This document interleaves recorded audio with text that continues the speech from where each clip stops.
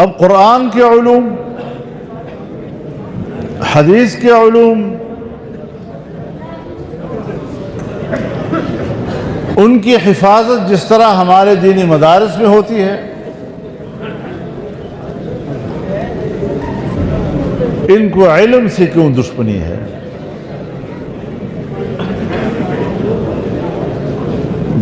مدرسوں کو اپنے قبضے میں لینے کی خواہش کیوں ہے؟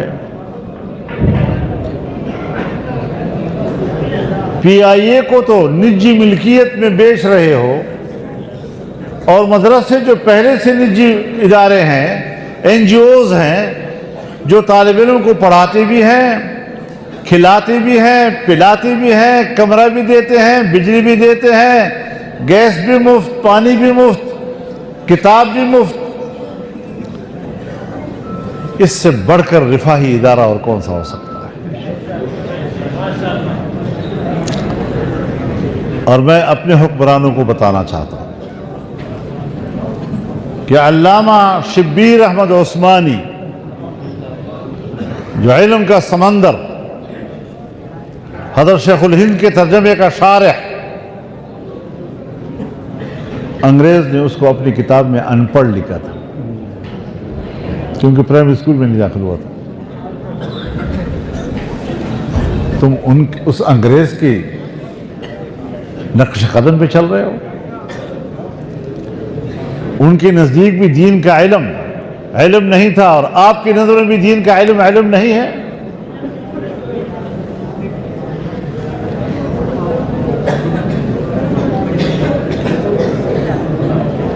تو یہ ایک جدوجہد ہے، اس راستے میں ہم نے استقامت دکھانی ہے، اور ہم نے ان کو بتانا ہے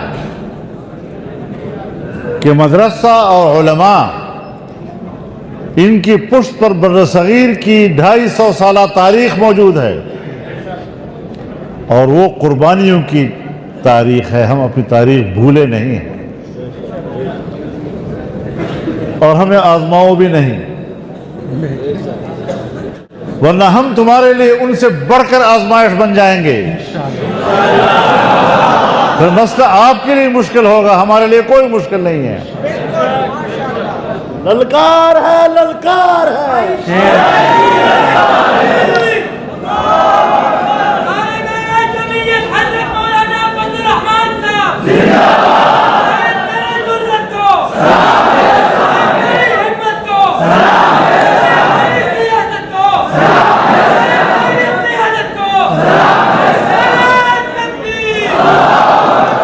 تو قرآن کے علوم اور حدیث کے علوم، اس کی حفاظت اس مدرسے میں ہے،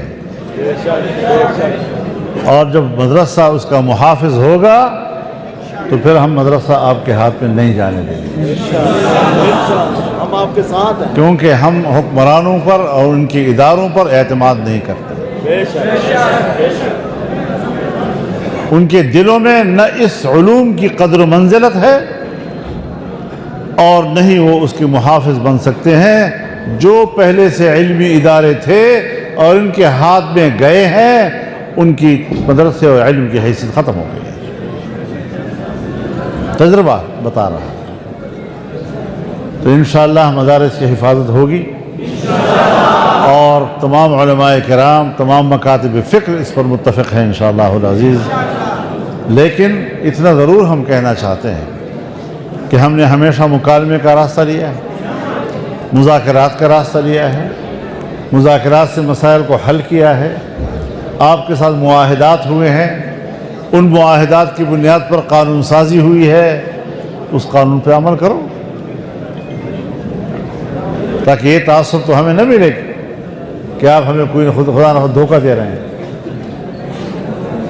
حالانکہ ایسے لوگوں کی عادت ہوتی ہے دھوکہ دینے کی، لیکن دھوکے نہیں چلیں گے۔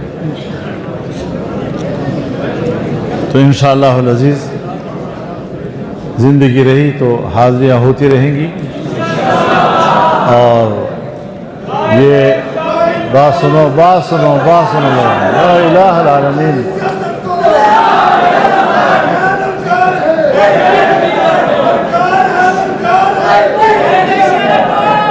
بھائی بات سنو اگر اتنے نعرے لگانے کی بجائے آپ کچھ عملی کام کر رہے ہوتے تو پنجاب میں آپ کے علاوہ اور کوئی نہیں جیت سکتا تھا. مسئلہ یہ ہے کہ آپ نعروں پہ وقت ضائع کرتے ہیں, نمائش پہ وقت ضائع کرتے ہیں, کام نہیں کرتے, قوم تک نہیں پہنچتے, محلے تک نہیں پہنچتے, عام آدمی کو شعور نہیں دے رہے, اور سیاست ایسی چیز بن گئی ہے جیسے کوئی بری بات. من المؤمنين رجال صدقوا ما عاهدوا الله عليه فمنهم من قضى نحبه ومنهم من